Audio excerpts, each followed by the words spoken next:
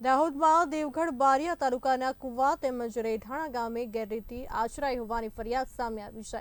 મનરેગા યોજનામાં ગેરરીતિ ઝડપાયા પછી કર્મચારીઓ ભૂગર્ભમાં ઉતરી ગયા હોવાની આશંકા છે, તેમજ 4 કર્મીઓની ધરપકડ પછી અન્ય કર્મીઓમાં ફફડાટ ફેલાયો છે।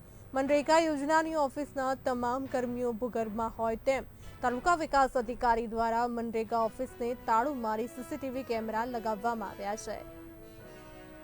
મનરેગા કચેરીમાં જે એફઆરઆઈ થઈ તેમાં મનરેગા કચેરીના 3 કર્મચારીઓને અરેસ્ટ કરેલા છે અને તેના લીધે મનરેગાના કોઈ પણ સ્ટાફ કચેરીમાં હાજર નથી હમણાં, અને જે કંઈ મનરેગાનું રેકર્ડ છે તે તેઓના રૂમમાં જ હોય। અમે સાવચેતી રૂપે તેના લોક મારેલા છે અને જે ઉપરથી અમારી પાસે રિપોર્ટો માંગવામાં આવે છે તે અમે જરૂરી રેકર્ડ રૂમમાંથી શોધીને એના અમે જવાબ કરવાની કાર્યવાહી ચાલુમાં છે।